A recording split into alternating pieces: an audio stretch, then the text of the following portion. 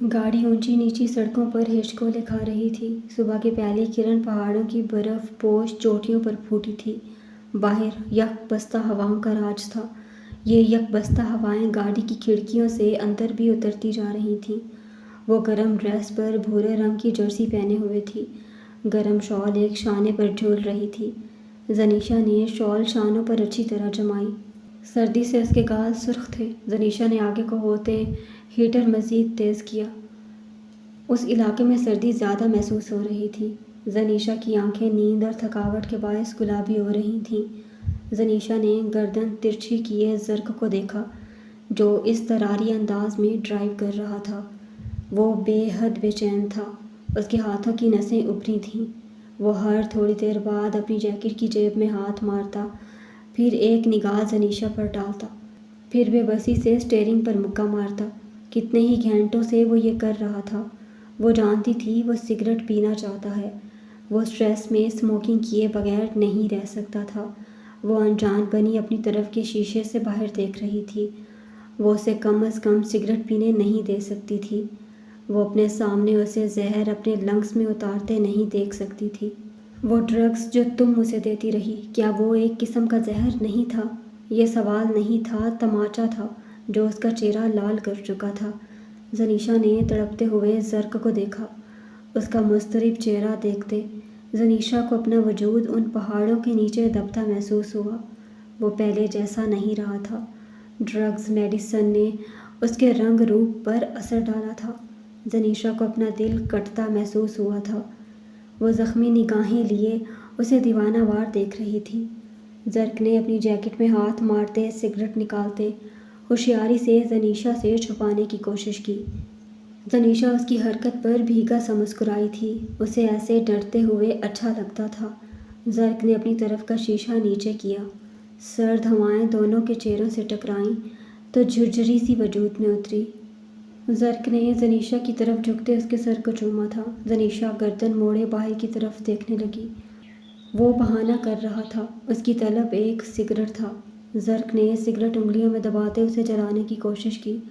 اس نے ایک نگاہ زنیشا کو دیکھا جو اسپاٹ چہرہ لیے کھڑکی سے باہر دیکھ رہی تھی۔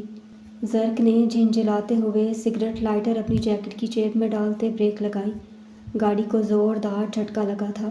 زرق کے چہرے پر اب طیش کی سرخی اور جھنجھلاہٹ تھی۔ زنیشا نے اب کی بار اس سے کوئی سوال نہیں کیا تھا۔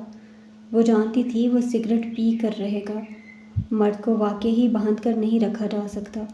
وہ سیٹ کی پشت سے ٹیک لگائے آنکھیں موند گئی تھی۔ میں آتا ہوں زینی جان، مجھے فریش ہونا ہے، وہ کہتے گاڑی سے نکل گیا تھا۔ زنیشا نے گاڑی سے باہر دیکھا۔ وہ سڑک کے دائیں طرف ایک کھیت کی طرف جا رہا تھا۔ اس کی چوڑی پشت نظر آ رہی تھی۔ وہ وہاں کھڑے اب اسموکنگ کر رہا تھا۔ زنیشا نے زرق کی طرف والا شیشہ اوپر کر دیا۔ ہواؤں کی کاٹ بہت زیادہ تھی۔ برفیلی اور یخ وجود میں اترتی تو وجود شل ہونے لگتا۔ زنیشا اب ونڈ اسکرین پر نگاہیں جما گئی تھی۔ زرق مزید آگے کی طرف بڑھ گیا تھا۔ وہ جانتی تھی وہ سگریٹ ختم کر کے ہی آئے گا۔ زنیشا کو اپنا وجود اس مرد کا مقروض لگنے لگا تھا۔ وہ چاہتا تو دھڑلے سے اس کے سامنے بھی سگریٹ پی سکتا تھا۔ وہ کیا کر لیتی؟ اتنا مان، اتنی عزت، وہ کیا ڈیزرو کرتی تھی؟ ضمیر کی عدالت میں کچوکے لگنے لگے۔ زنیشا کی آنکھوں سے آنسو ٹوٹ کر رخ پر برسے تھے۔ یکدم اس کے سامنے ایک سیاہ جیپ نے بریک لگائی تھی۔ زنیشا کا وجود پتھر ہوا تھا، آنکھیں شدت گریہ سے گلابی۔ وہ لرزتے ہوئے ڈیش بورڈ کو دونوں ہاتھوں سے جکڑ گئی تھی۔ لالا، اس کے لبوں نے بے آواز جنبش کی۔ آواز حلق میں دب گئی تھی۔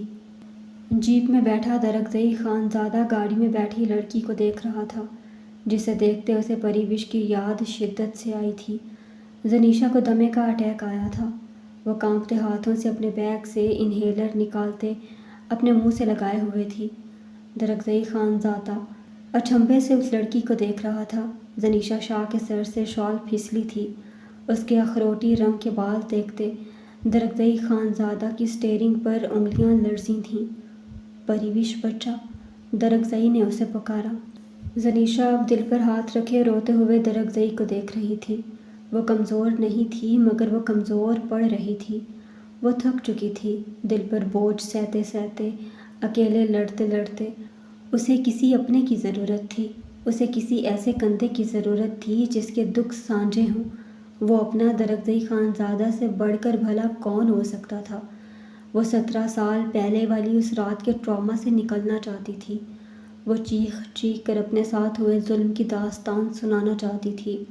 وہ بتانا چاہتی تھی وہ وہی پری وش ہے جسے مورے بابا کے بغیر نیند نہیں آتی تھی۔ وہ بتانا چاہتی تھی اس کے مورے بابا کو اس کی آنکھوں کے آگے قتل کیا گیا تھا۔ وہ اپنے تمام آنسو بہا کر فقط ایک رات سکون سے سونا چاہتی تھی۔ سامنے بیٹھا انسان اس کا اپنا تھا مگر وہ اسے چھو نہیں سکتی تھی، اسے لالا نہیں پکار سکتی تھی۔ لالا!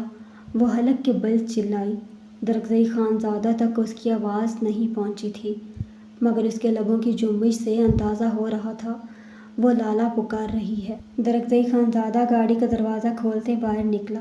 زنیشا بھی اپنی طرف کا دروازہ کھول کر باہر نکلی تھی، دگرگوں حالت، آنسوؤں سے تر چہرہ، شال ایک شانے پر ڈھل کے زمین کو چھوتی ہوئی۔ وہ دونوں ایک دوسرے کے مقابل آتے رک چکے تھے۔ زنیشا نے کانپتے ہاتھ سے درگزئی خانزادہ کے چہرے کی طرف ہاتھ بڑھایا۔ یکدم وہ جھٹکا کھا کر پیچھے کو ہوئی تھی۔ وہ اپنے اس کھیل میں اپنے لالا کو نہیں گھسیٹ سکتی تھی، اسے ایک آنچ بھی پہنچے وہ برداشت نہیں کر سکتی تھی۔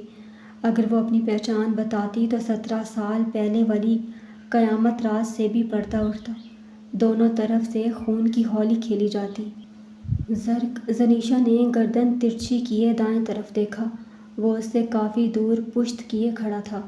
وہ اپنے شوہر اور اپنے لالا پر ایک خراش برداشت نہیں کر سکتی تھی۔ زنیشا نے اپنی شال درست کرتے اپنے سر پر جمائی۔ درگزئی خانزادہ 2 قدم کے فاصلے پر کھڑا اسے دیکھ رہا تھا۔ زنیشا اب مضبوطی سے اس کے سامنے کھڑی تھی۔ اس کے چہرے پر کچھ دیر پہلے والی کسی کمزوری کا شائبہ تک نہ تھا۔ وہ مضبوط تھی، بے حد مضبوط۔ وہ اسپاٹ اجنبی بھری نگاہوں سے درگزئی کی طرف دیکھ رہی تھی۔ مجھے دمے کے اٹیک بچپن سے آتے ہیں۔ اٹیک آئے تو میں پینک ہو جاتی ہوں، میرا خود پر کنٹرول نہیں رہتا۔ کیلیفورنیا میں ڈیڈ نے میرا بہت علاج کروایا مگر خاطر خواہ فرق نہیں پڑا۔ زنیشا نے اپنی کچھ دیر پہلے والی حالت پر توجہ پیش کی۔ اپنی پہچان چھپانا کتنا مشکل تھا کوئی زنیشا شاہ سے پوچھتا۔ برچھیاں اسے اپنے سینے میں کھپتی محسوس ہو رہی تھیں۔ کیلیفورنیا رہتی تھیں آپ؟ درگزئی خانزادہ کے چہرے پر مایوسی لہرائی تھی، کچھ پا کر کھو دینے کا غم۔ وہ دل گرفتہ سا اسے دیکھ رہا تھا۔ کیلیفورنیا میں میری پیدائش ہوئی۔ میرے ڈیڈ کا نام سید ارشمان شاہ ہے، میرا نام زنیشا ہے، وہ عام سے انداز میں بتا رہی تھی مگر فگار دل کے ساتھ۔ میرا نام درگزئی کبیر خان ہے۔ اچھا، وہ اتنا ہی کہہ سکی تھی مگر آنکھوں سے آنسوؤں کو ٹوٹنے نہیں دیا تھا۔ وہ ایسے ہی آنکھوں میں مضبوطی سے ٹھہر گئے تھے جیسے ارد گرد بلند و بانگ پہاڑ مضبوطی سے کھڑے تھے۔ وہ زنیشا شاہ تھی، اسے کوئی توڑ نہیں سکتا تھا۔ وہ اپنی محبت تک کو قربان کرنے کا حوصلہ رکھتی تھی۔ یہ تو محض ایک رشتہ تھا، اتنے سال اپنے سامنے کھڑے انسان کے بغیر گزار دیے، آگے بھی صحیح۔ میری بہن کا نام پری وش تھا۔ وہ بے آواز بڑبڑائی۔ تھا لفظ اس کا ہی خون کر گیا تھا۔ تمہاری طرح ہی دکھتی تھی، اگر آج وہ ہوتی تو تمہاری ہی طرح ہوتی۔ درگزئی خانزادہ اس کی گلابی آنکھوں کو دیکھ رہا تھا جو اب سرخ ہو چکی تھیں۔ اس نے اپنی زندگی میں کسی عورت کی آنکھیں اتنی سرخ نہیں دیکھی تھیں۔ میں آپ سے تم پر آ گیا، تمہیں دیکھ کر پری وش یاد آتی ہے، شناسائی کا تعلق محسوس ہوتا ہے۔ درگزئی خانزادہ زنیشا کے سر پر ہاتھ رکھ گیا تھا۔ زنیشا کا سر جھک گیا تھا، آنکھوں سے قطار در قطار آنسو بہے تھے۔ وہ ان آنسوؤں کو بہنے سے نہیں روک سکی تھی۔ وہ پہاڑوں کی طرح مضبوط نہیں رہی تھی، اسے یہ جذبے یہ تعلق کمزور کر رہے تھے۔ وہ کھوکھلی ہو رہی تھی۔ وہ اپنی شال سے آنسو صاف کرتے دائیں طرف دیکھنے لگی جہاں سے زرق خانزادہ آ رہا تھا۔ وہ اس کی طرف بڑھ گئی تھی۔ اس کے بدلے نے اس سے بہت کچھ چھینا تھا، اب کچھ معنی نہ رکھتا تھا۔ وہ خود کو دلاسا دیتی زرق کی طرف بڑھنے لگی مگر پہلوں میں دھڑکتا دل درد سے چور تھا۔ وہ جذبات پیچھے چھوڑ آئی۔ وہ زرق خانزادہ کی طرف بڑھتے اس کے سینے پر سر رکھ گئی تھی۔ درد ہیل ہو گیا تھا۔ کیا ہوا زینی جان؟ وہ اس کے گرد نرم حصار باندھ گیا۔ ایک نگاہ دور کھڑے درگزئی کو دیکھا تھا۔ یہی سننا تھا۔ وہ چہرہ اٹھائے اسے دیکھنے لگی۔ زینی جان کہہ کر اس کی جان نکال دیتا تھا۔ سگریٹ پینے آئے تھے؟ نہیں، وہ میں فریش ہونے۔ زرق خانزادہ ایک لہجے کو گڑبڑایا۔ زنیشہ کی ہنسی گونجی تھی۔ وہ بہتی آنکھوں کے ساتھ ہنس رہی تھی۔ زرق خانزادہ اس کا سیف سپیس تھا، زون آف ایزی۔ وہ ہنستی ہی جا رہی تھی۔ وہ اسے ہنستے دیکھتے دل سے مسکرایا تھا۔ پہلی بار یور آنر نے مجھے سگریٹ پینے پر کچھ نہیں کہا۔ کیا میں یہ سمجھوں کہ مجھے کھلی چھوٹ مل چکی ہے؟ زنیشہ کو ہنستے دیکھ کر زرق کا دل بھی ہنسنے لگا تھا۔ آئندہ قتل کر دوں گی، نم آواز میں دھمکی دی۔ میں قتل ہو گیا جناب، اسی طرح گاڑی میں سینے سے لگ جاتی، سگریٹ کی ضرورت ہی نہ رہتی۔ زرق نے اس کے سر پر نرمی سے شال اڑائی۔ میری غیرت کا جنازہ نکال دیتی ہیں اس طرح کھلے سر کے ساتھ؟ خیال رکھا کریں حضور، وہ نرمی سے کہہ رہا تھا۔ اپنی غیرت سنبھال کر رکھو، کر لیتے یہیں کسی لڑکی سے شادی، غیرت سنبھلی رہتی۔ اب غصے سے کہا، اب کر لوں؟ جھکتے ہوئے لب دانتوں تلے دبائے پوچھا، پھر تو تمہارا ہی جنازہ اٹھے گا۔ وہ سیریس تھی۔ اتنی سیریس ہو کر دھمکی دے رہی ہو؟ سچ میں کبھی ایسا کروں تو مار ڈالو گی مجھے؟ میں دھمکی نہیں دیتی، جو کہتی ہوں کرتی ہوں۔ وہ سرد تاثرات کے ساتھ گاڑی کی طرف بڑھ گئی تھی۔ وہ واقعہ میں ہی سیریس تھی۔ زرق خانزادہ ماؤتھ سپرے کرتے درگزئی کی طرف بڑھا جو اپنی گاڑی میں بیٹھ رہا تھا۔ السلام علیکم۔ زرق خانزادہ نے گرم جوشی سے ہاتھ ملایا۔ زنیشہ تعجب سے زرق خانزادہ کو دیکھ رہی تھی۔ درگزئی خانزادہ کے ساتھ اس کے تعلقات کب سے خوشگوار ہو گئے تھے۔ وہ کچھ منٹ تک درگزئی سے بات کرنے کے بعد گاڑی کی طرف بڑھا۔ زنیشہ گاڑی میں بیٹھ چکی تھی۔ درگزئی کی طرف نہیں دیکھا تھا۔ ٹوٹ کر بکھرنا آسان نہ تھا، کرچی کرچی ہوتے جڑنا آسان نہ تھا۔ درگزئی کی جیپ ان کی گاڑی کو کراس کرتی گزر گئی تھی۔ درد کی شدت گہری ہوئی، وہ برداشت کر گئی تھی۔ تمہاری کب سے دوستی ہو گئی؟ یہ آدمی تو تم لوگوں کا دشمن تھا، زنیشہ نے سرسری سے لہجے میں پوچھا۔ اب نہیں رہا۔ زرق نے گاڑی سٹارٹ کرتے آگے بڑھائی۔ مطلب؟ وہ زرق کے سنجیدہ چہرے کو دیکھ رہی تھی۔ ملالہ بہن ہے میری، صرف یہ لفظ بول کر میرے بھائی ہونے کا فرض پورا نہیں ہو جاتا۔ بابا نے ملالہ کو اپنی بیٹی کا درجہ نہیں دیا، اس تعلق کو شرمساری کے ساتھ چھپایا، مگر میں ایسا نہیں کر سکتا۔ ملالہ کے حوالے سے مجھے اس سے جڑے ہر رشتے کو مان دینا ہوگا۔ وہ ٹھہر ٹھہر کر بول رہا تھا۔ میں نے درگزئی کے متعلق ایک ایک بات پتہ کروائی ہے۔ درگزئی کی حویلی میں نے ایک عورت کو بھیجا تھا، مجھے اس سے معلوم ہوا ہے درگزئی نے 2 شادیاں کر رکھی ہیں۔ ملالہ کے ساتھ اس کا رویہ اچھا نہیں ہے۔ زنیشہ حق دک اسے دیکھ رہی تھی۔ تم درگزئی کو نقصان پہنچاؤ گے؟ وہ چاہتے ہوئے بھی اپنے لہجے کی لرزش پر قابو نہ پا سکی تھی۔ کیا ہو گیا ہے؟ میں کیوں اسے نقصان پہنچاؤں گا؟ میں صرف اس سے بات کروں گا۔ ملالہ اکیلی نہیں ہے، اس کا بھائی ہے۔ اگر وہ اپنے اور ملالہ کے رشتے کو عزت نہیں دے سکتا تو اسے آزاد کر دے۔ مجھے نہیں لگتا تمہیں ان کے معاملے میں بولنا چاہیے، وہ اس کی بات کاٹتے ناگواری سے بولی۔ زرق نے زنیشہ کے چہرے پر پھیلی ناگواری کو بغور دیکھا تھا۔ وہ صرف ان دونوں کا معاملہ نہیں ہے، میری بہن کا بھی ہے۔ مجھے نہیں لگتا تمہیں کوئی مسئلہ ہونا چاہیے۔ تمہارا کنسرن میری ذات تک محدود ہونا چاہیے، میرے رشتوں تک نہیں۔ وہ درشتگی سے بولا، یعنی تم مجھے کوئی حق نہیں دیتے؟ دیتا ہوں زنیشہ، مجھے لے کر حق جتاؤ۔ جو تمہیں نہیں پسند وہ نہیں کروں گا، مگر وہ ناپسندیدگی میری ذات سے جڑی ہونی چاہیے۔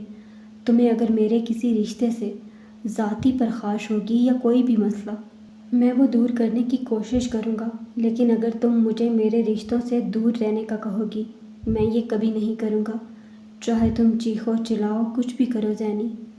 میں اپنوں کے ساتھ کھڑا ہوں گا، وہ 2 ٹوک انداز میں کہہ رہا تھا۔ تمہاری بہن صرف مرینا ہے، ملالہ کے ساتھ تمہارا کوئی تعلق نہیں۔ ہو سکتا ہے ملالہ کے ساتھ تمہارا تعلق ناجائز کے زمرے میں آتا ہو۔ تبریز خان نے بنا نکاح کے ہی۔ زنیشہ، وہ اسٹیئرنگ پر ہاتھ مارتے گاڑی روک چکا تھا۔ زنیشا اس کی بلند آواز پر ساکت ہوئی تھی۔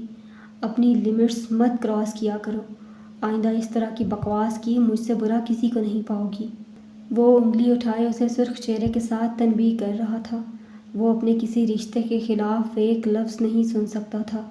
یہ اس کے اگریسو رویے سے ظاہر ہو رہا تھا۔ گلٹ ختم ہو رہا تھا، معافی مل گئی تھی۔ ہر مرد کی طرح وہ بدل رہا تھا۔